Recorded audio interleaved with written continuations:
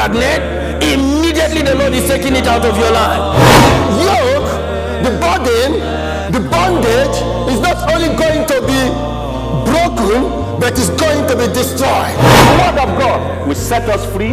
We break the yoke of worldliness in our lives. I have a good news for you. The anointing in the name of Jesus Christ of Nazareth is here to set you free. Wants and wishes known and seen. Welcome to this program in the name of the Lord Jesus Christ. I want to pray with you as we bring the word of God and share together the grace that God has given to us at such a time like this. And I want to congratulate you for having the privilege to watch this program, as I'm confident and sure that God is going to bless you, and He has blessed millions of people, and yours will not be an exception in the name of Jesus Christ. So, Father, in the name of Jesus Christ, we give you glory, honor, because you are a faithful God. Thank you for your word that is coming at such a time like this. I pray for your people as they hear your word, that, Lord, you will give them the grace to hear and to respond, and the word to be a blessing unto them. Thank you, Father, for we pray in Jesus' name. Amen. Once again, I want to congratulate you. And I know that God, who has been gracious to you and to all of us, is going to continue to be a blessing to you in the name of Jesus Christ. We are considering the topic, breaking the yoke, or break the yoke. And in this series, we are talking of breaking the yoke of rejection. What is rejection? Rejection is a state of where there is complete no hope. You look around you and it appears you are not useful. God has no plan for you. God has forsaken you. God one that can be of help to you. You can't make it. You can't make progress. And when a man or a woman gets to such a state, it's a terrible state. It's the state of hopelessness. But I want to tell you that God has a plan for you. God has a plan for every one of us. The book of Jeremiah chapter 29 verse 11 says, "For I have a plan." Let me read it as recorded in the Bible. Jeremiah chapter 29, and I read verse 11. "According to the word of the Lord, for I know the thoughts that I think toward you, says the Lord, thoughts of peace and not of evil, to give you an expected end." In other words, God has a plan for everyone. There's no one that God has created who is a creator by mistake, or who was born, or who was brought into the world by accident. God has a plan for you.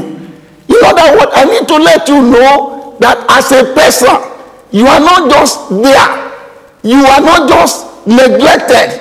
You are not just there by chance, because God has a purpose for your life. God says, "I know the thought that I think towards you, the thought of peace and not of evil." And because God has a thought for you, God wants you to understand that you can make this journey. You can make it. You have an expected end. God has a plan for you, and the plan of God for you, you can get there. What are you going to do to make this plan, to fulfill the program and the purpose of God for your life? Number one, I need to tell you that for you to reach a point where God has for you, you must have a goal. You must have a target. You must have a dream. And without a dream, you cannot move forward. You cannot make progress. There must be a goal for your life. God has a goal. The first thing you do is to find what is the goal of God for your life. And in order for you to pursue the goal of God for your life, you must first of all accept Him who has that goal for your life. In other words, you need to be born again. You need to accept Jesus Christ as your Lord and Savior.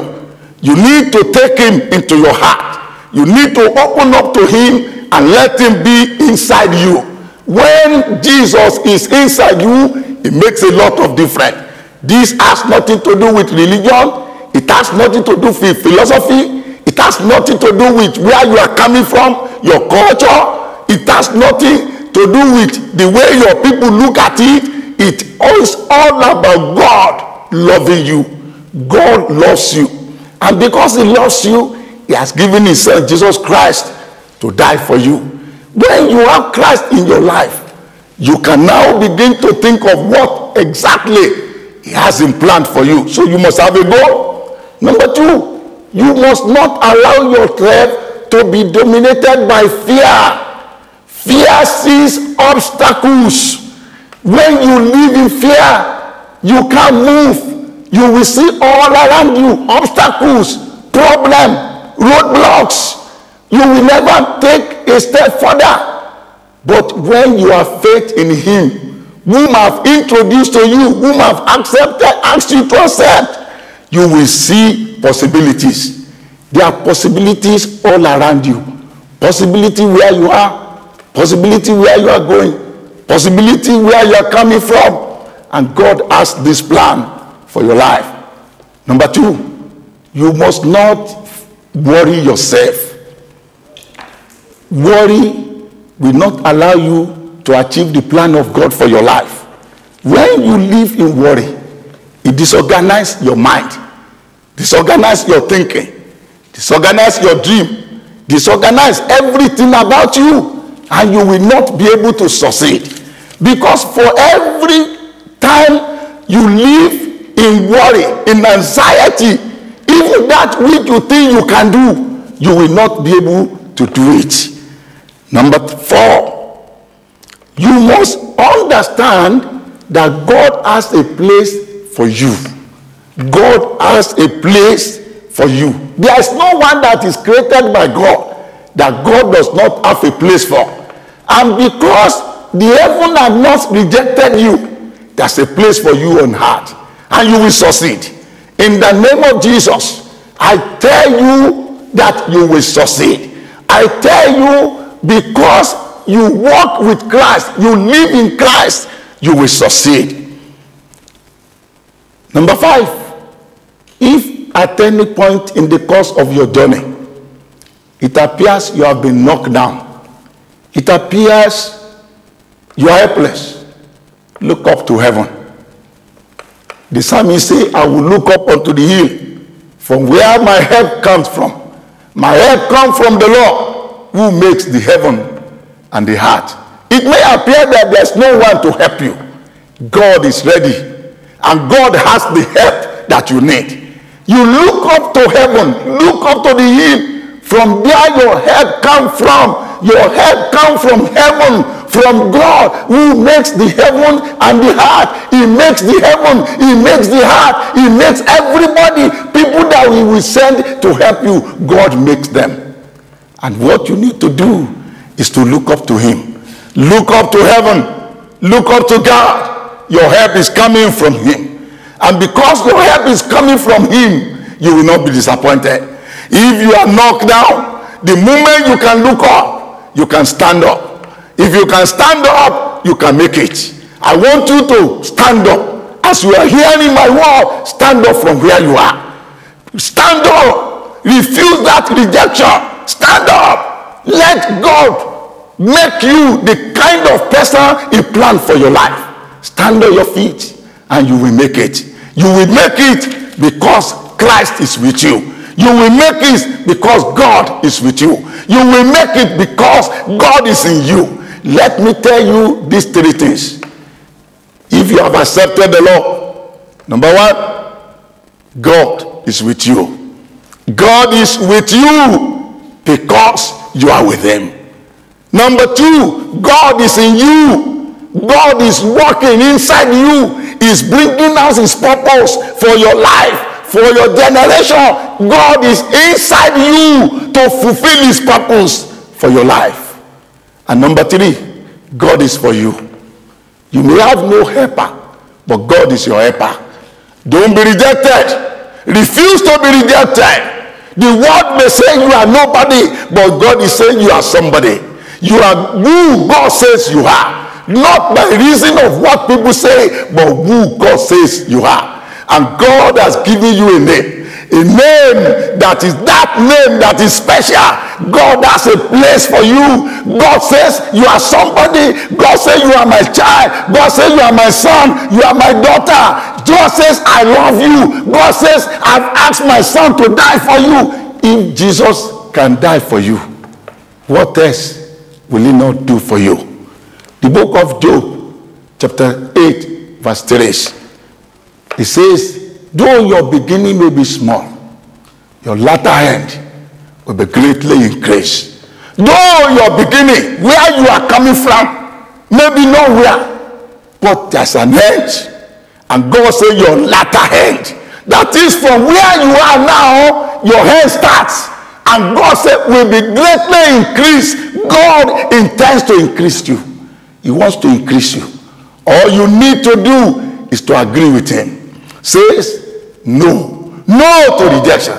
Say no. No to sitting down. Say no to being Mr. Nobody. Say no to who says you are not important. Say no and say yes to God. Yes to God. If you can say yes to God, you will make it. Let me assure you, your success is in your hand. Your success is your responsibility. It's not the responsibility of anybody. It is yours and yours, and it is in your hand. It is with you. It is by you. It is inside you. Once you can agree with God and say, yes, I will make it. Yes, I will be there. Yes, I will be up. I will not be down. God will lift you up. God will lift you up because God has a plan for your life. Remember again what Jeremiah 29 says. For I know the thought that I have towards you. The thought of good and not of evil. Now understand it. Thought of good. God has no bad plan for your life. Now if there is anything that is working contrary, that is the work of the enemy, not that of God. And God says, I know the thought. I have it when you are born. I have it now that you are born. I have it now that you are living. The thought of good and not of evil. Think of everything good. Everything you can think that is good. That is the thought of God for you. Everything that you know that is good, that is the plan of God for your life. Everything around you that you can see that is good, that is the plan of God for your life. And not of evil. To give you an expected end. The question is, what is your expectation? Because your expectation will determine your experience. What you expect is what you get. What you pray for is what you get. If you have no expectation, of course nothing will come. And then you will remain on the same spot. But today, you will say no to that. Say no to it. Where you are, say no to it. As you watch me, say no to it. And stand on your feet where you are and say, yes, I will make it. I will make it. God has a plan for me. God has a thought for me. God says his thought for me is that of good, to give me an expected end. There's an expected end for my life. I will pursue it. I will receive it. All you need to do is to pursue. When you pursue, you will overtake. When you will overtake, you will recover. That is the program of God for your life. Refuse rejection. Reject rejection. Say, I reject rejection. Reject, I reject you. Because that is not what God has for me. I'm breaking my fallow ground. By the anointing, yokes are broken. And because yokes are broken, I receive the mandate of God for my life. There's a mandate of God for your life. Stand where you are and say, yes, that's a mandate of God for my life. I pursue it. I receive it. I have it. This year, I am going to pursue it. I will be up. I will not be down. I will be heard. I will not be taken. That is the program of God for you. And so it will be for you in the name of Jesus Christ. Bow your head where you are and let me pray for you. Father, in the name of Jesus, I pray for all this one that has heard your word, and Lord, I break every yoke of rejection in their life. I pray in the name of Jesus that their eyes will see you, their heart will pursue you, their life will be for you, and Lord, this year they will make it. Lord, in the name of Jesus, your purpose for their life will be fulfilled in the name of Jesus Christ. Thank you, Father. We give you all the glory because it is so. Blessed be your name. For we pray in Jesus' name. Amen. Amen. And amen.